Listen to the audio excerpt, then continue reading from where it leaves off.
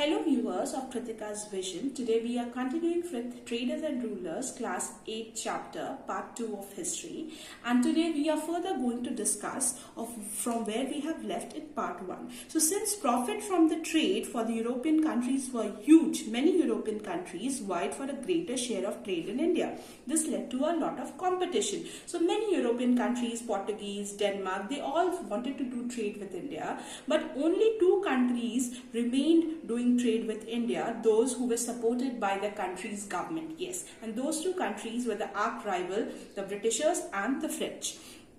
Now, the Britishers and the French rivalry goes on it has a legacy of its own. So, the East India Company of England was started by some British merchants in 1600. Now, Queen Elizabeth I, after the East India Company gave an application to Queen Elizabeth I, she gave exclusive right to East India Company, English East India Company, to do trade in India. So, they set up their first factory at Surat and further other factories at Madras, Bombay, Calcutta.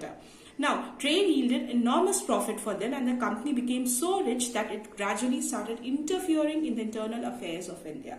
However, on the French side, the French East India Company came in India in 1664. It set up its base in Pondicherry, now it's known as Puducherry, and the company has further other factories at Mahe, Yenam and Karikal. Now, unlike English East India Company, the French East India Company was largely controlled by the government and was heavily dependent on the government for financial and military support. So because of this reason, a lot of difficulty was taken by the French East India Company to take their decisions of doing trade with India. Now, this gave an upper edge to the Britishers.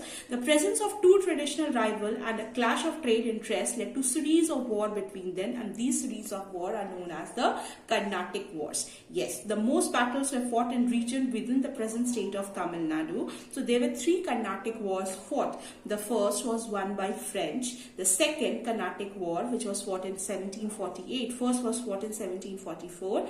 Next was 1748. And the third Carnatic War, which was fought in 1756. So leaving the first one, which ended in a tie after the French side became dominant, the second and the third Carnatic War was the one in which the British defeated the French, and the French influence declined and British went on to become the masters of our country.